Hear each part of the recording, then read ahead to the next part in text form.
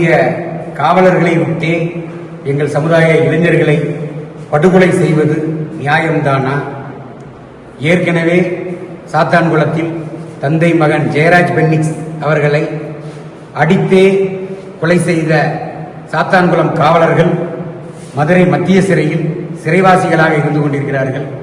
ஆனால் அவர்களுக்கு இன்றும் தங்களுடைய திராவிட மாடல் அரசு ஊதியம் வழங்கிக் கொண்டிருக்கிறது. சிவகங்கை மாவட்டத்தில் நடந்திருக்கக்கூடிய இந்த கொடூர படுகொலை அதுவும் காவல்துறையை சார்ந்த காவலர்களாலே நிகழ்த்தப்பட்டிருக்கிறது. கண்துடைப்பிற்காக அவர்களை சஸ்பெண்ட் செய்துள்ளதாக காவல்துறை அறிவிப்பு கொடுத்திருந்தாலும் கூட மாண்புமிகு தமிழக முதல்வர் அவர்கள் உடனடியாக இந்த கொடூர படுகொலையின் பின்னணியை ஆராய்ந்து உடனடியாக இந்த கொடூர படுகொலையை செய்த கொலையாளி காவலர்கள் மற்றும் அவர்களுக்கு உடந்தையாக இருந்த அனைவரையுமே நிரந்தர பணி நீக்கம் செய்ய வேண்டும் என்று ஒட்டுமொத்த நாடார் சமுதாயத்தின் சார்பாக கேட்டுக்கொள்கிறேன்.